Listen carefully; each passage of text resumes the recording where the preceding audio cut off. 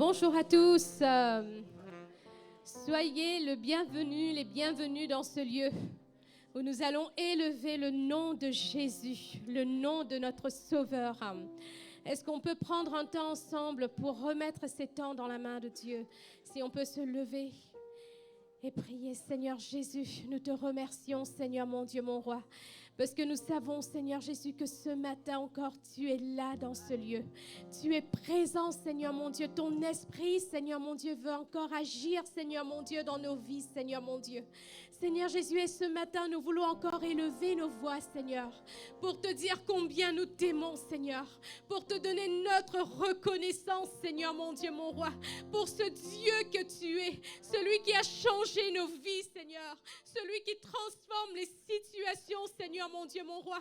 Seigneur Jésus, ce matin, c'est toi que nous voulons élever, glorifier, célébrer, Seigneur mon Dieu, mon roi. Merci, sois le bienvenu au milieu de nous, Seigneur mon Dieu. Et nous voulons t'offrir vraiment, Seigneur Jésus, ce temps comme un parfum d'adoration, Seigneur mon Dieu, mon roi. Seigneur Jésus, glorifie-toi et élève-toi, Seigneur mon Dieu, dans nos vies encore, Seigneur Jésus. Alléluia, béni sois-tu, Jésus.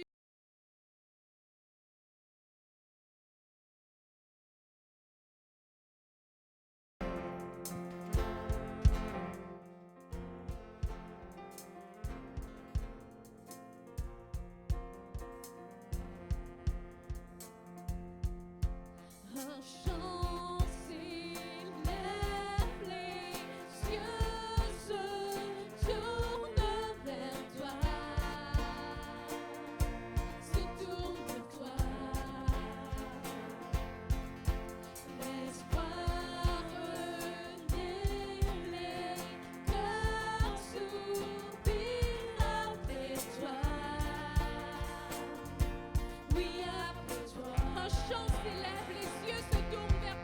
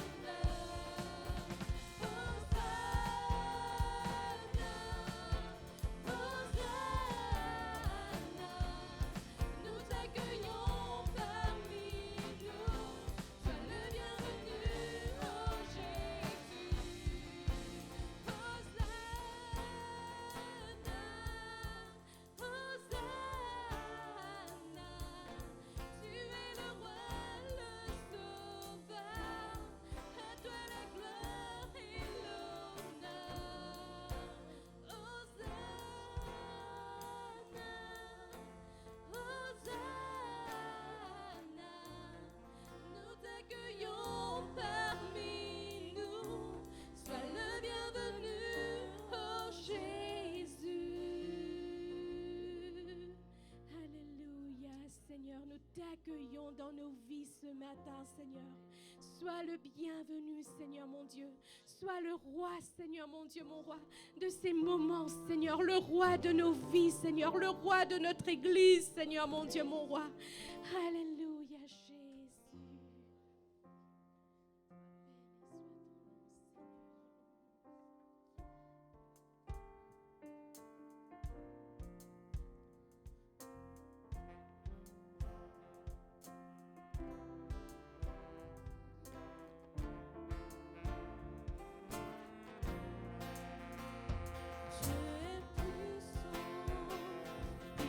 Juste et grand.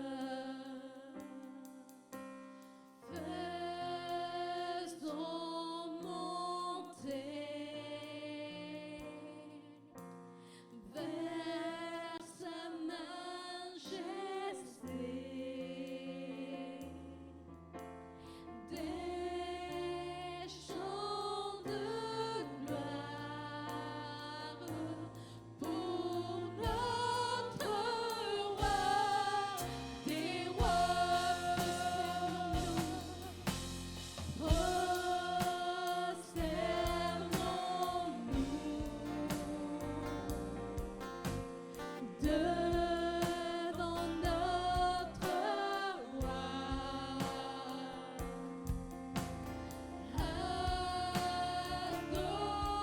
Adorons-le de tout notre cœur.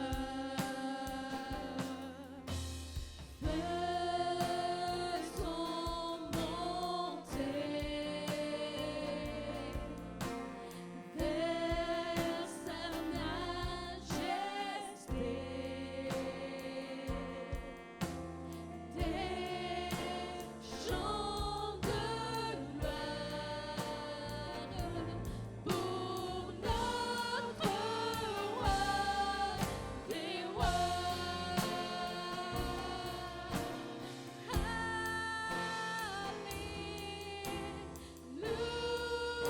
Alléluia, que ton règne vienne.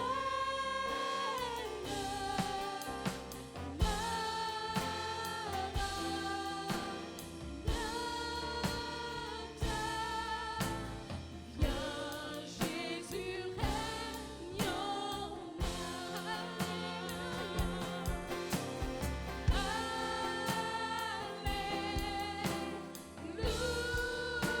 Alléluia, que ton règne vienne.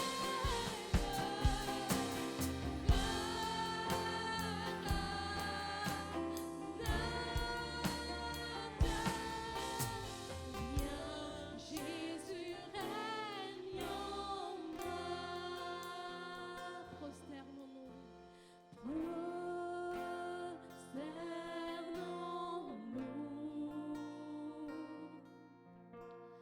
devant notre roi.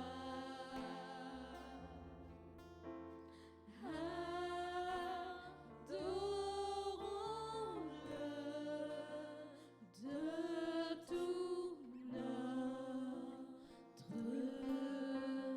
cœur.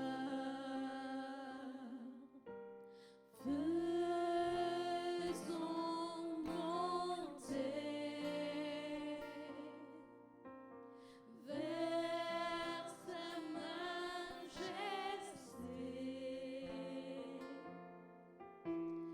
des chants de gloire pour notre roi des rois. Alléluia, Seigneur mon Dieu. Oui, Seigneur Jésus, nous voulons faire monter, Seigneur Jésus, vers toi, Seigneur mon Dieu, mon roi. Notre louange, Seigneur mon Dieu, notre reconnaissance, Seigneur Jésus. Parce que toi seul en es digne, Seigneur mon Dieu, mon roi. Oui, Seigneur, à jamais tu seras l'agneau, Seigneur mon Dieu, mon roi, qui a vaincu le péché du monde, Seigneur mon Dieu, mon roi. À jamais, Seigneur Jésus, tu seras élevé, Seigneur mon Dieu, mon roi. Merci pour ta fidélité, Seigneur mon Dieu, mon roi. Béni sois-tu, Jésus. Ton sang parle beaucoup mieux que tous les vains discours entendus sur la terre. Il parle pour ma défense, proclame la justice. Jésus, c'est ton sang.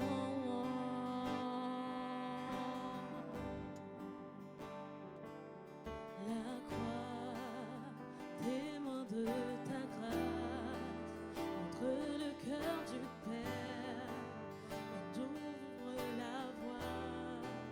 Confiants nous avançons, non par nos propres forces, mais seulement par ton sang.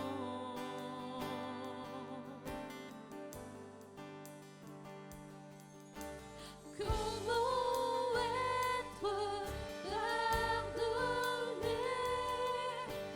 Comment recevoir la vie? Seulement par le sang, seulement par le sang de Jésus.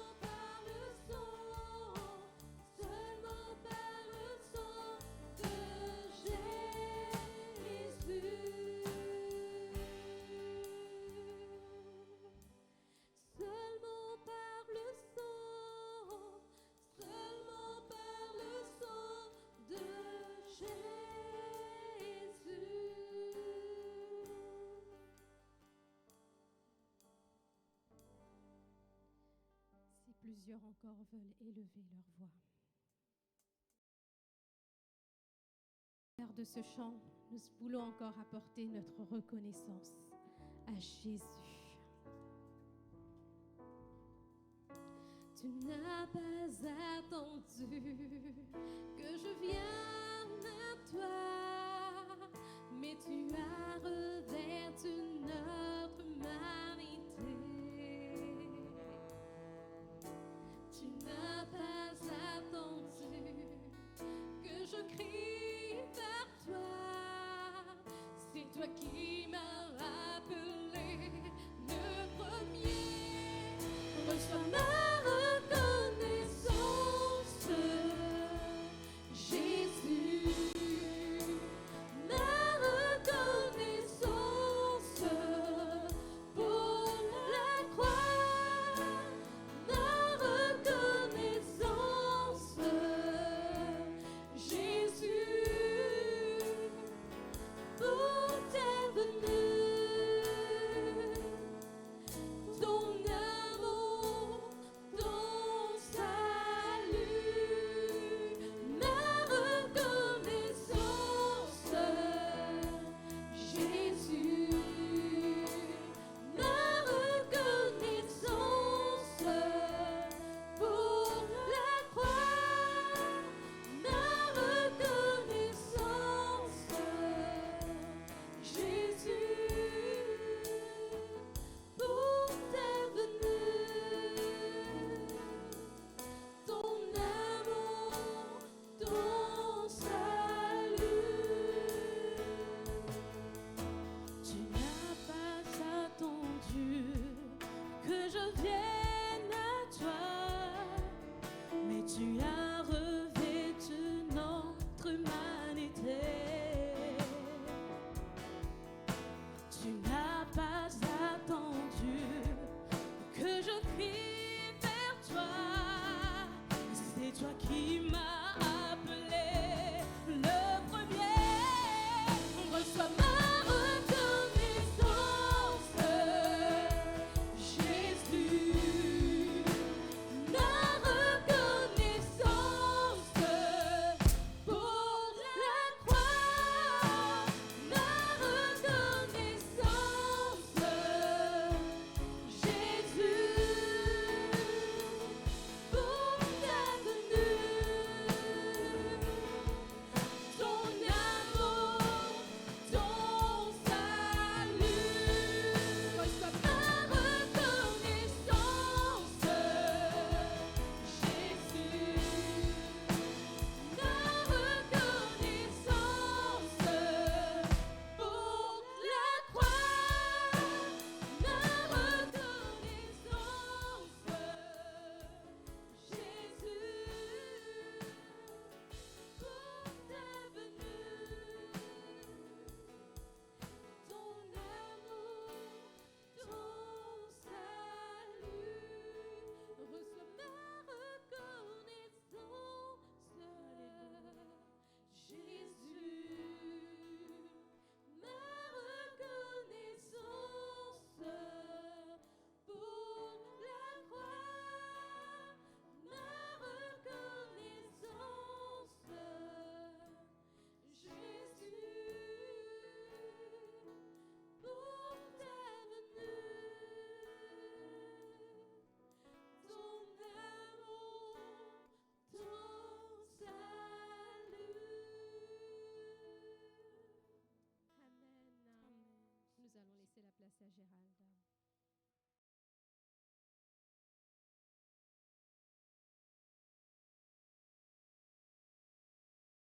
Bonjour à tous, ou rebonjour plutôt. Prenez un petit temps là peut-être pour vous saluer les uns les autres. Saluez votre voisin de derrière et de devant, parce que celui d'à côté, généralement, vous le connaissez.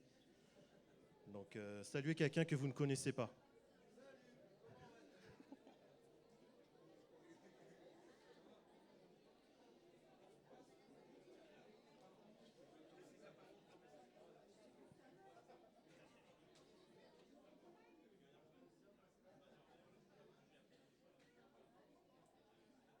C'est gentil.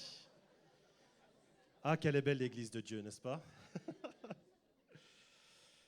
Écoutez, je vais remettre ces temps dans la prière parce que nous arrivons quand même à un temps, et je dirais peut-être que c'est un des moments les plus importants de nos cultes.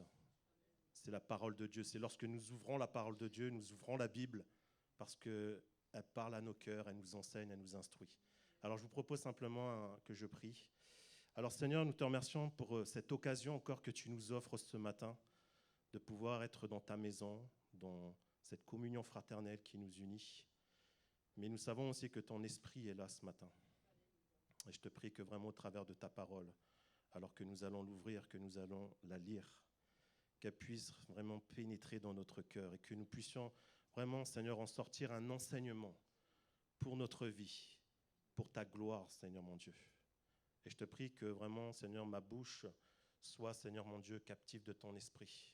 Que là où mes limites, là où je peux être limité, Seigneur, bien que ton esprit parle, Seigneur. Je te remercie vraiment de tout mon cœur et à toi seul soit toute la gloire. Amen. Amen. Alors, je crois vraiment que dans les temps que nous vivons, et je pense que vous ne me direz pas le contraire, mais quand nous voyons l'actualité, eh bien, on voit que le monde quand même ne va pas très bien, n'est-ce pas? Là, j'ai appris récemment que la semaine prochaine, il peut faire au moins -10. Enfin, je ne comprends rien. Cette semaine, il faisait bon, il faisait chaud, et là, on tombe à des températures qui risquent, en tout cas, d'être tombées à -10. Je trouve que là, il y a vraiment quelque chose de néfaste qui se passe, non seulement dans notre société, dans le monde entier, mais aussi sur les climats de notre terre. Alors, je pense pour cela que nous avons besoin d'être des chrétiens enracinés en Dieu. Pas des chrétiens du dimanche, vous savez, des chrétiens superficiels. Et vraiment, ne voyez pas là quelque chose de mauvais, mais vraiment que l'on soit des chrétiens fermement enracinés en Dieu. Et j'avais abordé il y avait quelques semaines la notion d'être enraciné dans la parole de Dieu. Et il est important pour nous bien de la lire, c'est vrai. Mais je dirais même de plus encore de l'étudier. Parce que, vous savez, on entend des témoignages d'hommes et de femmes où Dieu les a utilisés puissamment. Eh bien, je pense qu'il n'y a pas de secret. Ces personnes étaient très certainement enracinées profondément dans la parole de Dieu. Et à titre personnel, je réalise que de plus en plus, dans la parole de Dieu, elle contient des trésors inestimables pour nos vies, mais aussi des éléments pour nous permettre d'être des bénédictions pour ceux qui nous entourent. Et je vous encourage réellement à lire votre Bible, à la comprendre, à chercher, à l'étudier, à prier aussi par rapport à ça, afin que le Saint-Esprit éclaire, mais aussi à vous aider d'autres ouvrages, comme un dictionnaire biblique, un livre de concordance. Comme ça, cela va vraiment nourrir une certaine réflexion. Et je dirais qu'aujourd'hui, eh bien, nous avons accès à tout un tas d'outils, ce qui n'était pas le cas à l'époque de Jésus. Alors profitons-en. Alors je vous propose ce matin, donc, par rapport à cette thématique que j'avais commencé avec l'enracinement, un autre aspect sur le fait d'être un chrétien enraciné. Et pour cela, je vous propose une lecture dans Éphésiens, au chapitre 3 et au verset 14 à 19.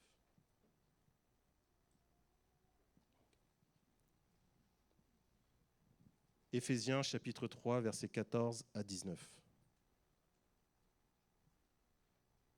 Nous lisons ceci.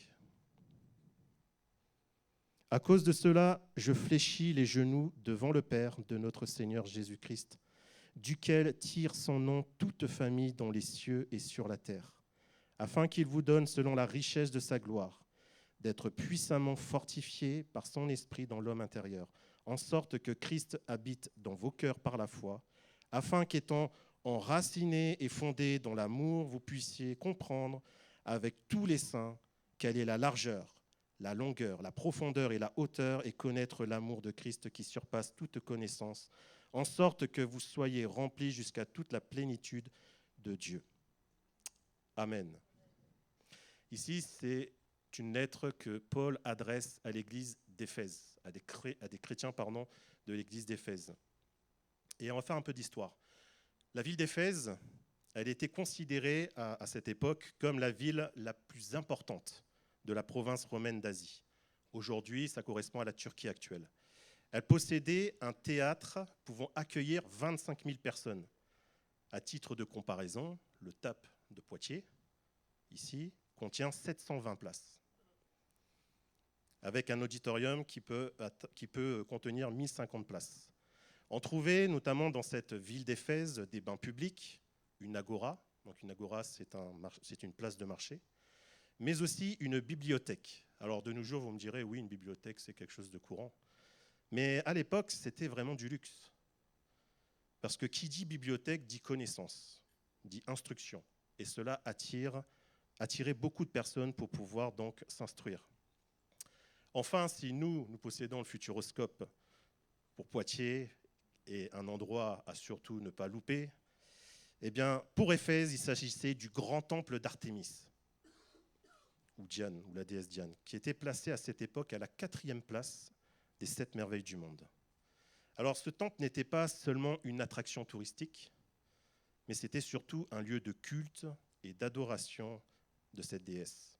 D'ailleurs, une multitude de dieux étaient adorés dans cette ville d'Éphèse.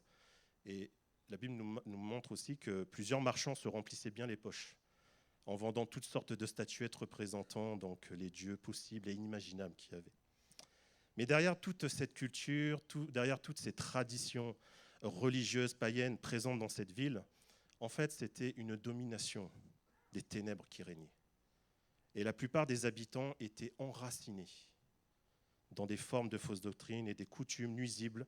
Mais gloire à Dieu, parce que la bonne nouvelle de Jésus-Christ a su gagner des cœurs dans cette ville obscure. Ce passage que nous avons lu, c'est une prière que l'apôtre Paul adresse aux croyants de l'église d'Éphèse pour les encourager à être enracinés et fondés dans l'amour de Dieu. Et je ne sais pas ce matin si peut-être ta vie semble être un peu comme cette ville d'Éphèse, peut-être sombre, peut-être vraiment nocturne et enracinée dans peut-être de la culpabilité, de l'orgueil ou de l'amertume. Bien, j'aimerais t'inviter simplement à laisser la lumière de Christ briller dans ta vie, afin qu'il vienne déraciner tout cela de ta vie, de déraciner tout ce qui peut entraver ton cœur, afin que Dieu t'apporte une vie abondante, parce qu'il y a une vie abondante avec Jésus. Jésus nous sort d'une vie misérable que nous sommes pour nous offrir une vie en abondance, où il est fidèle à chaque instant et chaque jour. L'apôtre Paul connaît bien Éphèse, parce qu'il y est resté environ 3 ans. Et durant son passage, eh bien, tout n'a pas été de repos pour lui. Certes, il y prêchait la bonne nouvelle, il instruisait les personnes qui étaient là-bas, mais il a aussi essuyé plusieurs oppositions et difficultés.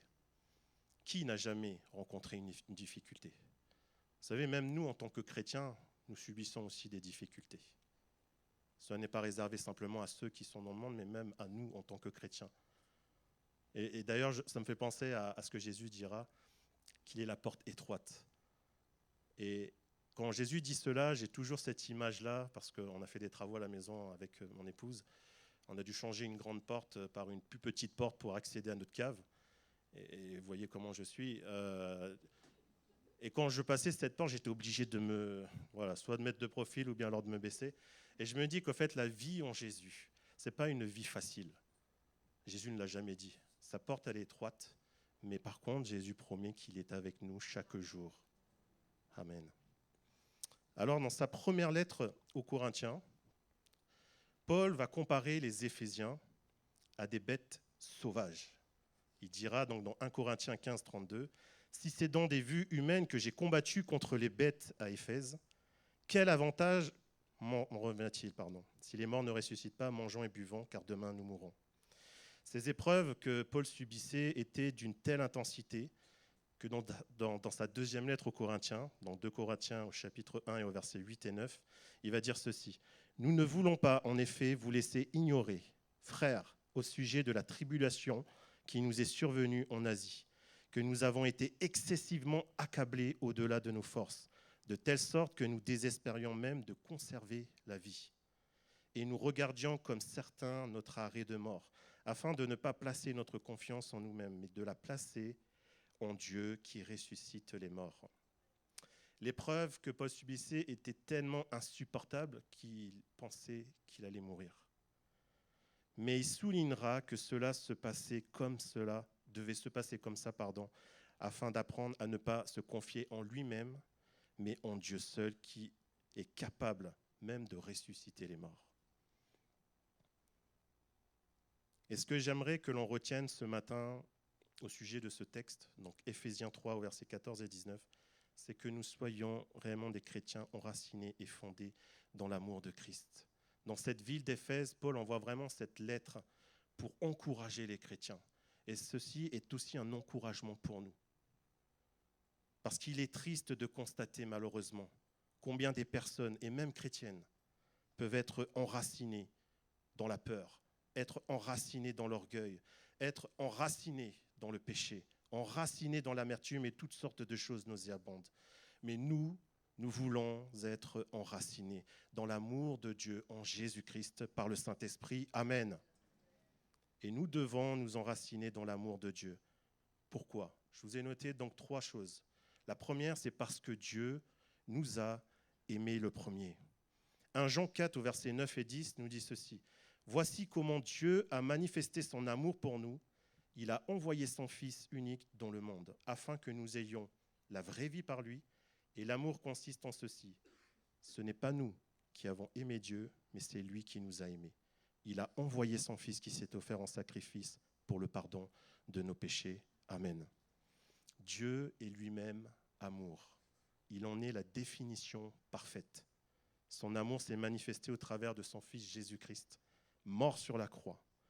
Et Dieu en est à l'initiative, et seul lui était en capacité d'établir un amour parfait pour effacer le péché de l'humanité. Alors plutôt que de voir l'humanité sombrer dans les ténèbres, en se noyant dans son péché, à travers Jésus, Dieu a tendu la main pour nous sortir de cette vie misérable. Et Dieu nous aime. Et j'aimerais te dire que Dieu t'aime ce matin. Sois-en sûr, sois-en convaincu. C'est pour cela qu'il a donné Jésus. Jésus nous aime au point d'en mourir. Et il l'a fait. Le sang de Jésus a été versé sur cette croix. Et c'est pour nous une délivrance à notre nature pécheresse. Et par la résurrection de Christ, nous ressuscitons aussi à une nouvelle vie. Et nous nous greffons ainsi à la nature divine de Dieu. Alors ce matin, peut-être que tu ne crois pas en Jésus. Mais je t'invite, et peut-être je te mettre au défi. Et je t'assure que tu ne regretteras pas. Crois-moi que Jésus peut changer ta vie. La deuxième chose que j'ai notée, c'est parce que si nous devons être enracinés dans l'amour de Dieu, c'est parce que c'est un commandement de notre Seigneur Jésus. Dans Matthieu 22, au verset 37, Jésus dira « Tu aimeras le Seigneur ton Dieu de tout ton cœur, de toute ton âme et de toute ta pensée. » C'est le premier et le plus grand commandement. Amen. Quand Jésus dit cela, vous savez, ce n'est pas une supposition. Ce n'est pas une éventualité. Il n'est pas en train de dire « si tu peux, si tu veux ». Non, tu aimeras le Seigneur. C'est une nécessité pour nous chrétiens.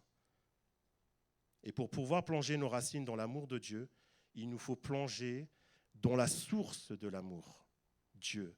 Ça, c'est une équation qui n'est pas compliquée. Ensuite, Jésus il va rajouter ceci. « Et voici le second qui lui est semblable, tu aimeras ton prochain comme toi-même. » De ces 2 commandements dépendent toute la loi et les prophètes. En gros, ce que Jésus est en train de dire là, c'est que tout ce qui se trouvait dans la loi de Moïse se résume en ces 2 commandements. D'abord, tu aimeras ton Dieu. Et ensuite, tu aimeras ton prochain comme toi-même. Et je trouve que l'ordre doit être respecté. Pourquoi ?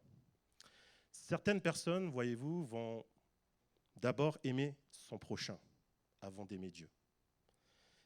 Et finalement, ce n'est plus Dieu qui va occuper la première place, mais c'est une personne.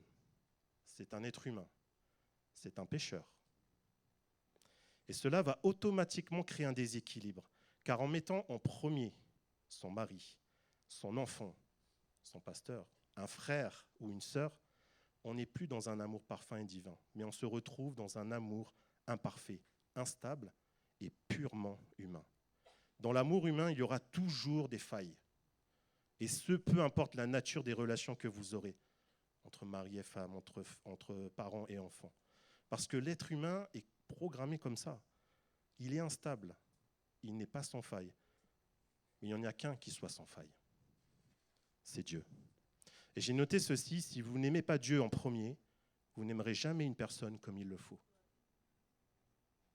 Avec mon épouse, nous allons fêter au mois de mai nos 12 ans de mariage.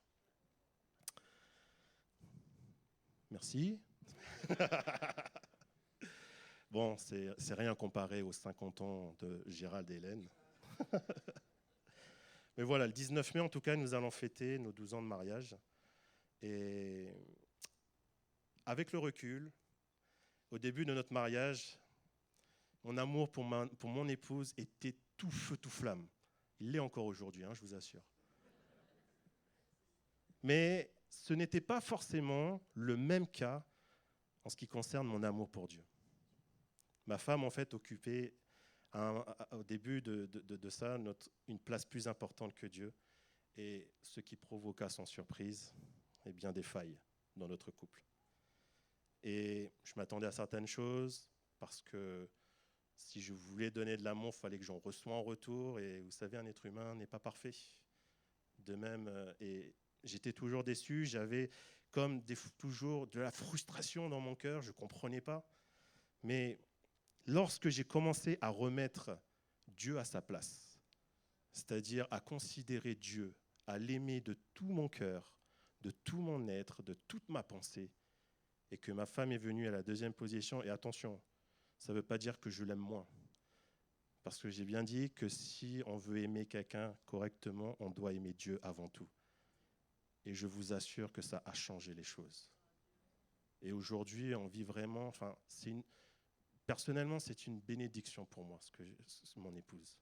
Et vraiment, je remercie Dieu pour l'épouse qu'il m'a donnée. Je vous invite, je vous encourage vraiment à mettre Dieu en premier dans votre cœur, mais aussi dans votre couple. Et vous verrez, mais il y a une différence, il y a une saveur qui se dégage. Et j'ai beaucoup aimé durant ce congrès parce qu'il y a eu la passation entre le directeur, le président des Assemblées de Dieu de France, de l'UNADF, qui a passé la main après des années de service. Et il y a eu vraiment une petite cérémonie, mais qui l'a honoré dans son travail. Mais ce que j'ai beaucoup aimé aussi, c'est l'honneur qui a été fait aussi à son épouse, qui se tapissait dans l'ombre, qui était là, qui a supporté, qui a été à ses côtés durant tout son travail, tout le ministère. Et vraiment, je vous encourage, si vous êtes épouse, à être vraiment une femme de Dieu, à avoir Dieu en premier dans votre cœur. Et vraiment que vous soyez une bénédiction pour votre mari. Alors mettre Dieu au-dessus d'une personne, ce n'est pas un manque d'amour pour cette personne. Au contraire, vous reconnaissez que pour aimer véritablement cette personne, vous passez par la source de l'amour inépuisable, de l'amour désintéressé.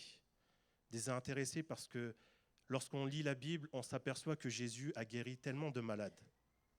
Certains sont venus le remercier, mais il y en a d'autres, ils ne sont pas revenus. Mais Jésus n'est jamais parti derrière eux pour leur dire « Hey, c'est moi qui t'ai guéri, n'oublie pas. »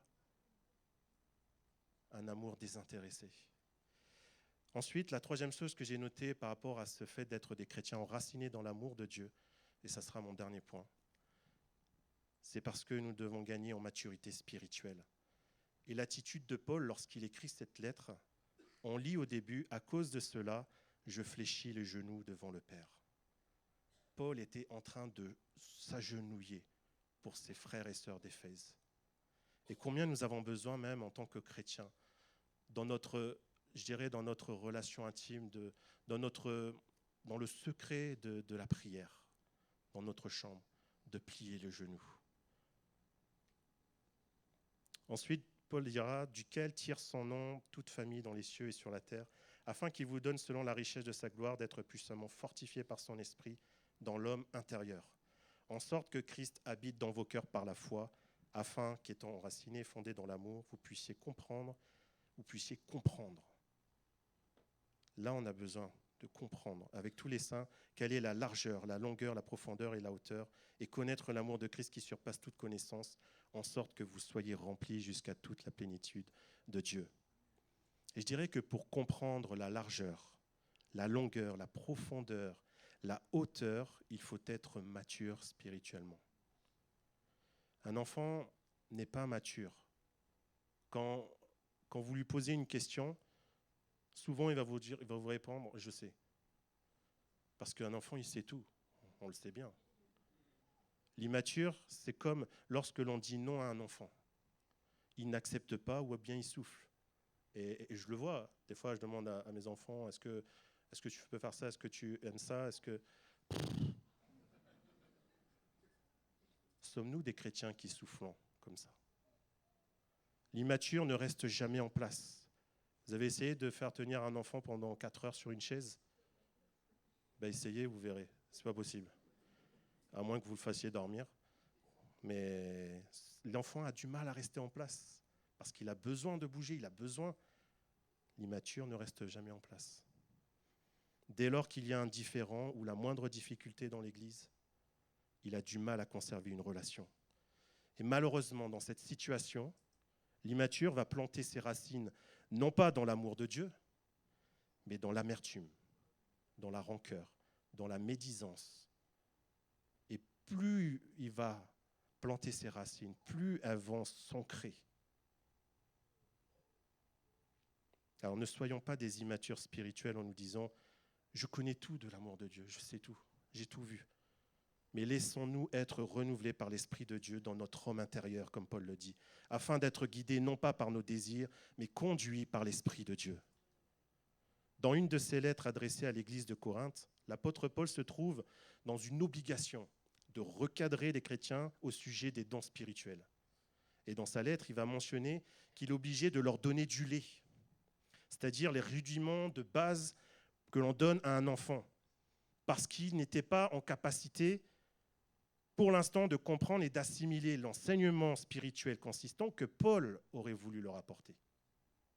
Dans 1 Corinthiens 3, au verset 2, on lit ceci. « Je vous ai donné du lait, non de la nourriture solide, car vous ne pouviez pas la supporter. Et vous ne le pouvez pas même à présent, parce que vous êtes encore charnel. » Et au sein de cette église, qu'est-ce qui se passait?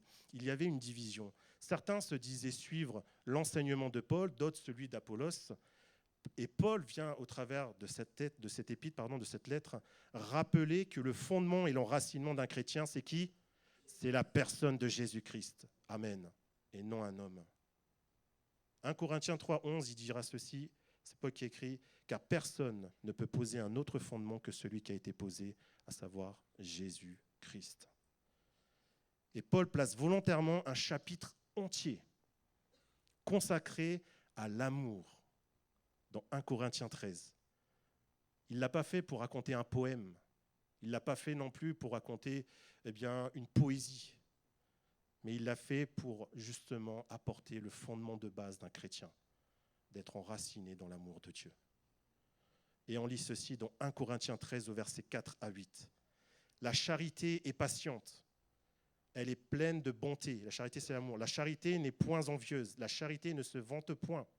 Elle ne s'enfle point d'orgueil. Elle ne fait rien de malhonnête. Elle ne cherche point son intérêt. Elle ne s'irrite point. Elle ne soupçonne point le mal. Elle ne se réjouit point de l'injustice, mais elle se réjouit de la vérité. Elle excuse tout. Elle croit tout. Elle espère tout. Elle supporte tout. La charité ne périt jamais. Amen. » Dans ce texte, ça nous est parlé comme d'une personne, c'est Jésus. Jésus croit tout, Jésus espère tout, Jésus supporte tout, et Jésus ne périt jamais. Parce que Jésus, oui, il est mort, mais il est ressuscité, et aujourd'hui, il vit encore. Et parce que Jésus vit, il peut agir dans nos vies et dans ta vie. Alors, si on ne peut pas donner une signification particulière à chacune de ces 4 dimensions de l'amour du Seigneur, on peut y voir simplement l'expression de l'immensité de cet amour. Et Adolphe Monod donnera un commentaire, il dira que cet amour enveloppe de toutes parts le croyant qui s'étend dans tous les sens autour de lui à perte de vue. Vous avez été déjà à la plage et regardé fixer l'océan au fond, quand on était à l'île Maurice là, avec mon épouse, parce qu'elle est mauricienne, mais je regardais au fond de l'océan et je me dis, mais j'en vois pas le bout.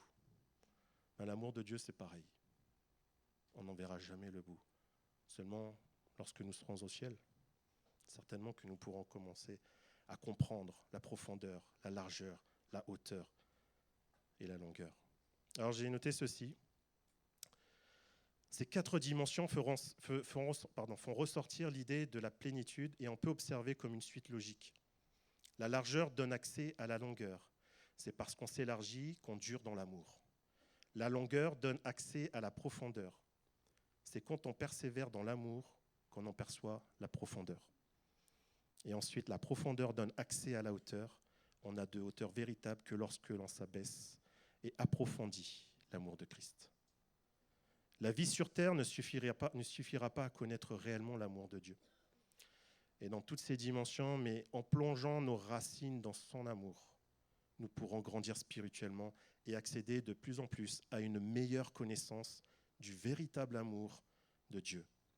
Et seul l'Esprit de Dieu peut répandre l'amour de Christ dans nos cœurs. Amen. Alors je vais inviter le groupe de louanges à s'approcher et on va arriver donc à la conclusion de mon message ce matin. Pour terminer, j'aimerais qu'on prenne le passage dans Jean 21 au verset 14 à 17. Jean 21, 14 à 17. C'était déjà la 3e fois que Jésus se montrait à ses disciples depuis qu'il était ressuscité des morts. Jésus et Pierre, après qu'ils eurent mangé, Jésus dit à Simon-Pierre, « Simon, fils de Jonas, m'aimes-tu plus que ne m'aiment ceux-ci » Il lui répondit, « Oui, Seigneur, tu sais que je t'aime. » Jésus lui dit, « Paie mes agneaux. » Jésus va lui dire une seconde fois, « Simon, fils de Jonas, m'aimes-tu » Pierre lui répondit, « Oui, Seigneur, tu sais que je t'aime. » Jésus lui dit, « Paie mes brebis. » Ensuite, Jésus lui dit pour la 3e fois, « Simon, fils de Jonas, m'aimes-tu » Pierre fut attristé de ce qu'il lui avait dit pour la 3e fois, « M'aimes-tu » Et il lui répondit, « Seigneur, tu sais toutes choses. Tu sais que je t'aime. » Alors Jésus lui dit, « Paie mes brebis. » Dans ce texte, Jésus vient voir Pierre et ce n'est pas pour rien. Car avant qu'il ne soit crucifié, Pierre l'avait renié 3 fois. Cette fois-ci, Jésus lui demande à 3 reprises, « M'aimes-tu » Et si ce matin, Jésus te posait cette question, « M'aimes-tu » Ces 3 questions caractérisent le reflet de ces erreurs, des erreurs de Pierre, mais aussi l'amour et la miséricorde de notre Sauveur Jésus-Christ à son égard. Jésus ici montre un amour désintéressé, parce qu'il aurait très bien pu retourner au ciel sans revenir voir Pierre. En répondant à Jésus par 3 fois, « Seigneur, oui, tu sais que je t'aime », Pierre va prendre conscience que son amour doit s'enraciner pleinement en Jésus. Et vous savez, nous pouvons être des chrétiens à l'image de Pierre, mais Jésus ne cesse de nous rappeler à quel point il nous aime, que notre amour pour lui doit être sincère. Et si tout ce que nous faisons n'est pas fondé, enraciné dans l'amour de Dieu, notre service, notre fidélité, tout ce que nous ferons pour lui n'atteindra jamais le véritable but que Dieu a fixé pour nous. Mais si nos racines, au contraire, plongent et reposent dans son amour en profondeur, alors nous accomplirons les œuvres que Dieu a prévues pour chacun de nous et nous produirons du bon fruit pour la gloire de notre Maître. Amen. Il y a un chant qui était sur mon cœur lorsque je préparais ce message, c'était « Plonge-moi dans ta rivière d'amour ». Et combien nous avons besoin de plonger nos racines dans l'amour de Dieu. Cet amour parfait, cet amour qui ne sera jamais désintéressé sur nos vies. Un amour qui transforme, un amour qui change une vie, qui change les vies. Et lors du dernier jour du congrès, on en a parlé là juste avant, il y a un don spirituel qui a été donné. Le don était celui-ci. La pluie de Dieu va tomber abondamment. Mais lorsque cette pluie tombera, il faudra que les fondations soient solides pour pouvoir tenir et supporter la pluie de Dieu qui tombera. toute cette semaine, le thème, et Gérard l'a dit, ça a été « La pluie vient ». Il y a dans le cœur de chaque chrétien des assemblées de Dieu que nous représentons en France une attente, une espérance. Il y a quelque chose qui va se passer. Il y a quelque chose qui va se répandre. Ce petit nuage qui arrive va déverser une pluie. Mais pour que nous puissions supporter cette pluie, pour que nous puissions supporter ce qui va arriver, ce que Dieu va envoyer, nous avons besoin d'avoir des fondations solides. Nous avons besoin d'être enracinés dans nos vies, être enracinés dans ce que nous sommes, ce que nous faisons, dans notre service, être profondément enracinés dans l'amour de Dieu. Alors je ne sais pas dans quelle saison tu te trouves ce matin, mais peut-être est-il temps pour toi, pour nous, de nous enraciner profondément en Jésus. Et que lorsque cette pluie viendra sur nos maisons, sur nos familles, sur les personnes que nous connaissons, eh bien que vraiment nous puissions tenir ferme et stable sur le rocher de l'éternité qui ne faiblit jamais. Soyons comme ce sage qui a bâti sa maison sur le roc, et non comme ce fou qui lui a bâti sa maison sur un sol instable. Alors je vous invite à fermer les yeux. Et on va prendre ce chant « Plonge-moi dans ta rivière d'amour ». Et pendant qu'on entonne ce chant, que vraiment ces paroles pénètrent dans nos cœurs. Ce n'est pas simplement des paroles qu'on va prononcer de notre bouche, mais ça va être un désir pour nous de nous enraciner dans l'amour de Dieu. Pourquoi ? Parce que Dieu est capable de nous déraciner des mauvaises choses que nous avons. Et peut-être que ce matin, tu t'es enraciné dans le péché. Peut-être que tu t'es enraciné dans toute forme de choses nuisibles pour ta vie. Peut-être dans la peur, dans la crainte. Peut-être même dans l'arrogance, dans l'orgueil, dans la médisance. Il est temps ce matin de nous enraciner dans l'amour de Dieu. Jésus est capable de te déraciner de ces choses pour que tes racines puissent vraiment plonger dans son amour. Alors on va prendre ce chant. Plonge-moi dans ta rivière d'amour. Amen.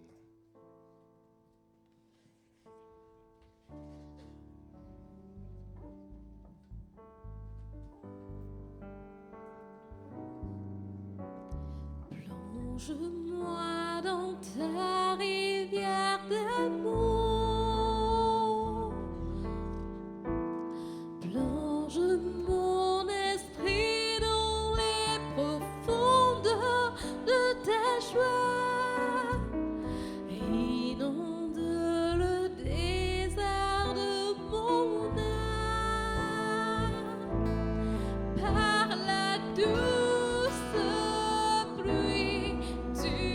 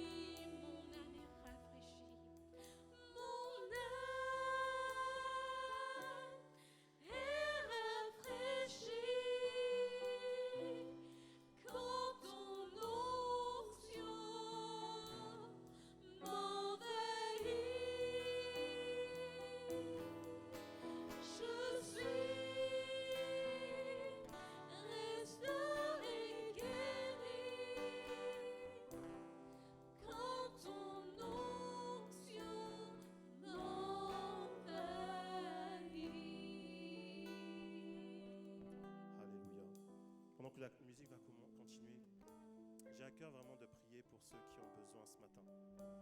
Peut-être d'être déracinés de toutes ces choses dont j'ai parlé. Et peut-être que dans le message, il y a eu un mot. Peut-être pas tout le message, mais peut-être un seul mot qui a retenu ton attention. Et ce matin, j'aimerais vraiment prier. Et je vais inviter les prédicateurs à s'approcher. Et vous allez pouvoir vous avancer pour ceux qui ont besoin que l'on prie pour vous. Pour peut-être être déracinés de toutes ces choses, de ces mauvaises choses. Afin que vraiment vous puissiez plonger vos racines dans l'amour profond de notre Dieu. Alors avancez-vous. Dans l'amour de Dieu, il y a la guérison. Dans l'amour de Dieu, il y a la restauration. Et ce matin, laisse-toi porter par ce Dieu vivant et ce Dieu d'amour. Amen.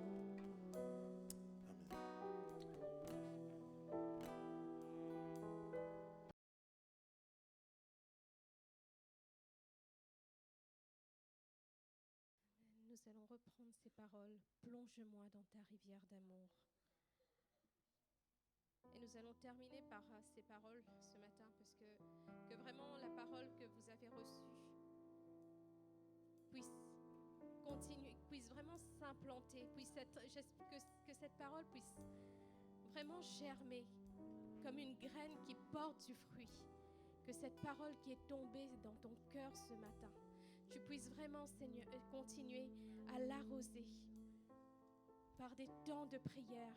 Que ta vie soit consacrée à Dieu, afin que tu puisses porter du fruit à la gloire de son nom. Plonge-moi dans ta rivière d'amour. Plonge mon esprit dans les profondeurs de tes joies. Inonde le désert de mon âme par la douce pluie du ciel. Mon âme est rafraîchie quand ton onction m'envahit. Je suis restaurée, guérie quand ton onction m'envahit.